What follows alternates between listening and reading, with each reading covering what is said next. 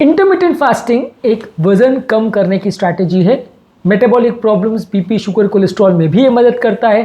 लेकिन आज हम बात करेंगे ये एक्सटेंडेड फास्टिंग कौन कौन से केस में काम आता है, यानी कि 16 घंटे से ज़्यादा का फास्ट किन किन कंडीशंस में काम आता है। ज़्यादातर पेशेंट्स को हम 12 से 16 घंटे का फास्टिंग यानी इस दौरान कुछ नहीं खाना, बाकी टाइम खाना खाना, इसी तरह का पैटर्न के लिए इनकरेज करते हैं। पर कौन कौन से ऐसे सर्कमस्टांसेस हैं जहां 16 घंटे से ज़्यादा का फास्टिंग उनको एडवाइस किया जाता है, आज इस पर बात करेंगे। ये टॉपिक उन लोगों के लिए काफ़ी ज़्यादा इंपॉर्टेंट होगा जो इंटरमिटेंट फास्टिंग करना चाह रहे हैं लेकिन स्ट्रैटेजी डिसाइड करने में उनको दिक्कत आ रही है, कंपेयर करने में मुश्किल हो रही है कि शॉर्ट ड्यूरेशन अच्छा है कि लॉन्ग ड्यूरेशन, और क्या क्या उनको फ़ायदे हो सकते हैं लॉन्ग ड्यूरेशन फास्टिंग करने के, ये उनको असेस करना मुश्किल हो रहा है। तो ये टॉपिक उन सब के लिए काफ़ी ज़्यादा इंपॉर्टेंट है।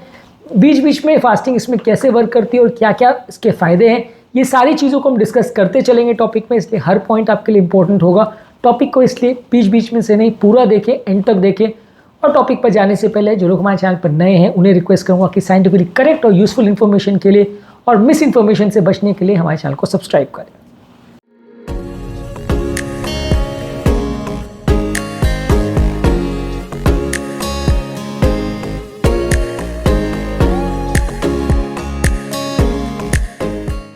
सबसे पहला, यदि आपको ओबेसिटी है लेकिन 12 घंटे की फास्टिंग करने से या मैक्सिमम 16 घंटे की फास्टिंग करने से आपको रिजल्ट्स अगर नहीं मिल पा रहे हैं, आपका वजन कम नहीं हो पा रहा है, तो फिर एक्सटेंडेड फास्टिंग आपको करना पड़ेगा। मान लीजिए किसी व्यक्ति को पहले से इंटरमिटेंट फास्टिंग वो कर रहा है लेकिन किसी कारणवश उसको रिजल्ट नहीं मिल पा रहे हैं, 16 घंटे तक भी वो कर लिया, 2 महीना, 3 महीना, 6 महीना हो गया लेकिन रिजल्ट्स नहीं मिल पा रहे हैं, तो फिर आपको ड्यूरेशन बढ़ाना पड़ेगा 16 से 17, 18, 20 घंटे या लॉन्गर, या पूरे दिन का फास्ट या ऑल्टरनेट डेज फास्ट, कुछ इस तरह की स्ट्रैटेजी आपको चेंज करनी पड़ेगी। ड्यूरेशन को बढ़ाना पड़ेगा क्योंकि हर व्यक्ति का रिस्पॉन्स पैटर्न अलग हो सकता है। किसी व्यक्ति को जल्दी रिस्पॉन्स मिले, किसी को देरी से मिले, किसी को ना भी मिले, ऐसा हो सकता है। तो इसके लिए आपके लिए ज़रूरी होगा कि फास्टिंग के ड्यूरेशन को बढ़ाएं यदि आपका वजन कम नहीं हो रहा है तो। सेम चीज़ डायबिटीज़ के लिए भी रिस्पॉन्सिबल है। यदि आप डायबिटीज़ को रिवर्स करना चाह रहे हैं लेकिन रिवर्स करने के दौरान आप 12 घंटे 16 घंटे तक भी कर लिया, उसके बाद भी डायबिटीज़ रिवर्स नहीं हो रही, आपका वजन कम नहीं हो रहा, इंसुलिन रेजिस्टेंस कम नहीं हो रहा, दवाएं कम नहीं हो रही, या हुआ भी है तो पूरे रिजल्ट जितना आप चाह रहे हो वो लेवल अचीव नहीं हो पाया है, तो आप इसको बढ़ा सकते हैं। फास्टिंग में सबसे बड़ा एडवांटेज ये होता है कि आप ड्यूरेशन को जितना चाहे बढ़ा सकते हैं। जैसे जैसे आपकी कैपेसिटी बढ़ती जाती है आप ड्यूरेशन को बढ़ा सकते हैं। आप 16 घंटे अचीव करना चाहते हो क्योंकि 16 घंटे में आपको बेस्ट रिजल्ट मिलते हैं वजन कम करने के हिसाब से, डायबिटीज़ रिवर्स करने के हिसाब से। लेकिन जब बॉडी रिस्पॉन्ड ना करे तो फास्टिंग में आपके पास एडवांटेज ही रहता है कि आप उसको और बढ़ा सकते हो। Keto diet, paleo diet, vegan diet और बाकी किसी और डाइट में आपके पास ये एडवांटेज नहीं रहता, क्योंकि ऑलरेडी अगर आप कीटो कर रहे हो तो और ज़्यादा कीटो नहीं कर सकते, ऑलरेडी अगर आप वेगन हो तो और वेगन नहीं बन सकते, ऑलरेडी पेलियो कर रहे हो तो और पेलियो नहीं बन सकते, ऑलरेडी अगर आप कार्निवोर डाइट कर रहे हो तो और कार्निवोर नहीं कर सकते। क्रैश डाइटिंग भी जो कर रहे हैं उनके पास भी लिमिटेशन है कि भाई एक हद तक ही कर सकते हैं, उसके बाद भी बॉडी में साइड इफेक्ट होने लग जाएंगे। पर फास्टिंग में एडजस्टमेंट पॉसिबल है। इंटरमिटेंट फास्टिंग का सबसे बड़ा एडवांटेज ये कि काफ़ी फ्लेक्सिबल होता है। आपको कितना जल्दी और कितना अच्छे रिजल्ट चाहिए, कितने लॉन्ग लास्टिंग रिजल्ट चाहिए, कितना फास्ट रिजल्ट चाहिए, उसके हिसाब से आप अपनी फास्टिंग की ड्यूरेशन को कम ज़्यादा कर सकते हैं। आपके स्टैमिना और आपके टॉलरेंस लेवल पर भी ये डिपेंड करेगा, तो ये आपके लिए एडजस्टेबल होता है। आप बढ़ाना चाहें तो बढ़ा सकते हैं यदि आपको रिजल्ट्स ना मिल रहे हैं। इसी तरह से मेटाबॉलिक सिंड्रोम में अगर आपका ब्लड प्रेशर ज़्यादा है, आपका शुगर ज़्यादा है, कोलेस्ट्रॉल ज़्यादा है, किडनी का प्रॉब्लम ज़्यादा है, वजन कम करना चाह रहे हैं, ये सारे अगर आपके एस्पेक्ट्स अगर अचीव नहीं हो पा रहे हैं 12 घंटे या 16 घंटे की फास्टिंग में, तो आप बढ़ा सकते हैं। कार्डियोवैस्कुलर हेल्थ के हिसाब से भी यदि आपका इन्फ्लेमेशन बॉडी का कम नहीं हो रहा है, यदि आपके हार्ट अटैक होने का चांस फिर भी ज़्यादा हो रहा है, बॉडी के इन्फ्लेमेटरी मार्कर्स कम नहीं हो रहे, तो एक्सटेंडेड फास्टिंग करने से आपको थोड़ा एक्स्ट्रा बेनिफिट मिल सकता है। थोड़ा बॉडी के स्टेम सेल्स रिक्रूट होने से भी फायदा मिल सकता है, क्योंकि स्टडीज़ ने ये शो किया है कि बॉडी का जो स्टेम सेल एक्टिवेटिंग मैकेनिज्म है, यानी बॉडी के स्टेम सेल्स मतलब एक ऐसे सेल्स होते हैं जो कुछ भी बना सकते हैं। जन्म के टाइम हमारे बॉडी में कुछ ऐसे सेल्स होते हैं जो कि कुछ भी बना सकते हैं, हार्ट भी बना सकते हैं, लिवर भी बना सकते हैं, किडनी भी बना सकते हैं, सब बना सकते हैं। ये सेल्स जैसे जैसे उम्र बढ़ती जाती है कम होते चले जाते हैं और हमारी बॉडी में एक एज के बाद ये नहीं रहते हैं, बहुत कम रहते हैं।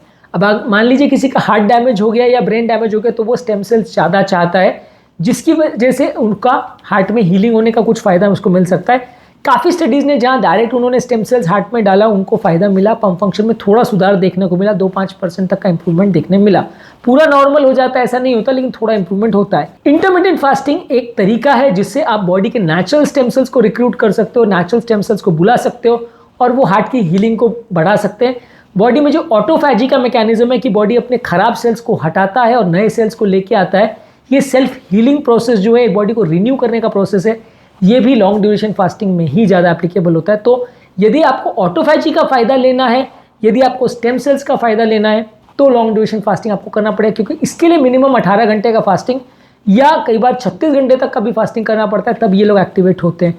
तो अगर आपको ये सब चीज़ों का फ़ायदा लेना है जो कि सिंपल वजन कम करने और मेटाबॉलिक प्रॉब्लम से कम करने के बियॉन्ड है, तो आपको लॉन्ग ड्यूरेशन फास्टिंग करना पड़ेगा। इसके अलावा यदि आपको ब्रेन से रिलेटेड बीमारियां जैसे अल्जाइमर्स है, पार्किंसन डिजीज़ है, जिसपे ब्रेन गलना चालू हो जाता है और ब्रेन धीरे धीरे करके खराब होता है, ये बीमारियों से भी फास्टिंग आपको बचाता है, ब्रेन के सिस्टम्स को एक्टिवेट करता है और ब्रेन के गलने के प्रोसेस को स्लो करता है, ब्रेन के डिमेंशिया रिलेटेड प्रॉब्लम्स को क्योर करने में मदद करता है।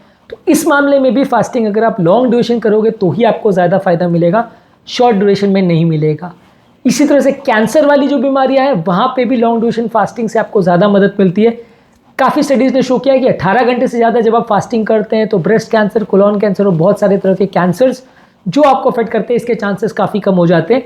लेकिन ये भी शॉर्ट ड्यूरेशन फास्टिंग में उतना फ़ायदा नहीं मिलेगा आपको जितना लॉन्ग ड्यूरेशन फास्टिंग में मिलेगा। इसके अलावा यदि आपको ऑटो इम्यून डिजीज़ है जैसे रूमेटॉइड आर्थराइटिस है, अलग अलग तरह के जॉइंट प्रॉब्लम्स है, मल्टीपल स्क्लेरोसिस है, तो इसमें एक प्रोसेस होता है जो कि लॉन्ग ड्यूरेशन फास्टिंग में यानी 20-25 घंटे की फास्टिंग के बाद एक्टिवेट होता है, आइडियली 36 घंटे की फास्टिंग के बाद एक्टिवेट होता है।